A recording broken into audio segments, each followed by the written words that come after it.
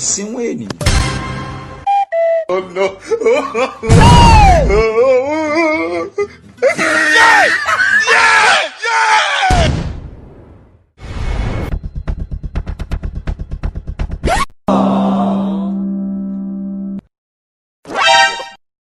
You be mumu. You think say they wise. You are a mumu man. There is God. Oh. Will you keep quiet?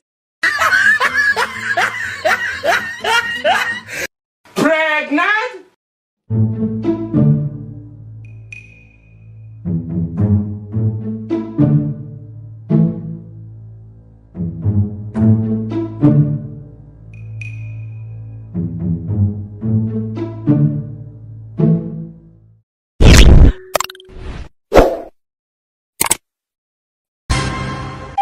Oh no. Yeah!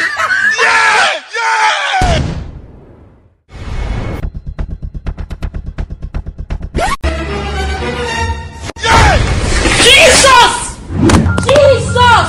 Say na eyes dey pay me and they waiting me. Osimweni. Oh no.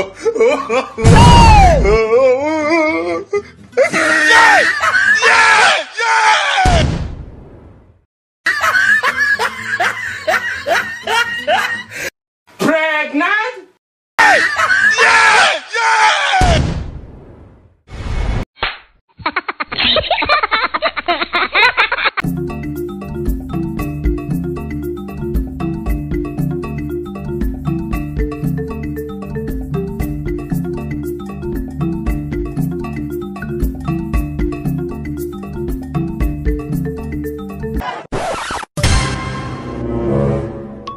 Osimweni.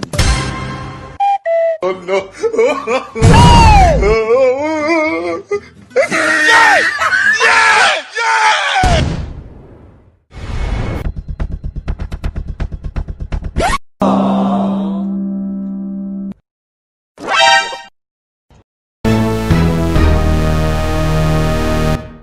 You be mumu. You think say they wise. You are a mumu man. There is God. Oh. Will you keep quiet? Pregnant?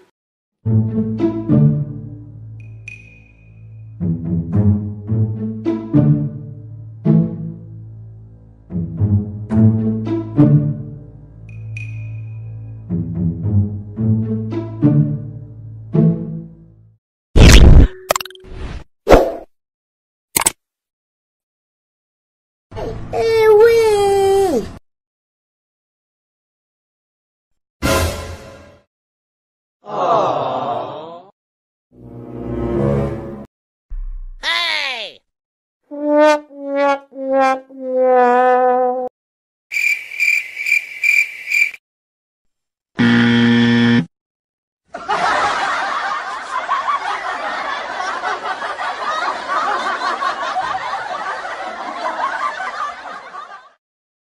Hey!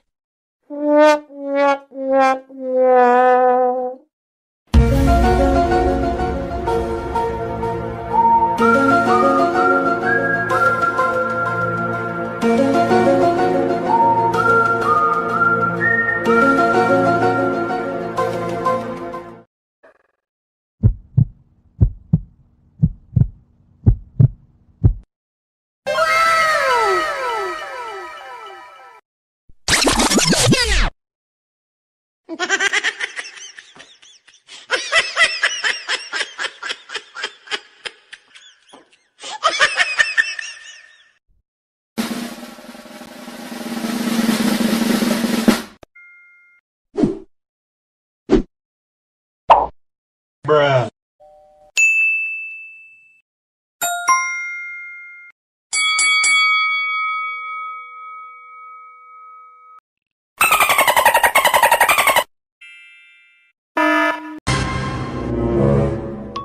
Osimweni.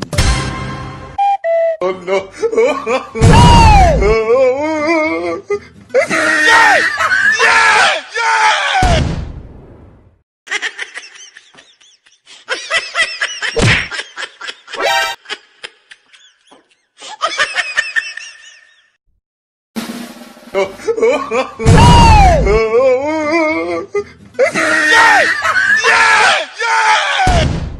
Niba utarakora subscribe, kora subscribe ku Icwende TV utazajya ucikwa na filime nk'izi ngizi.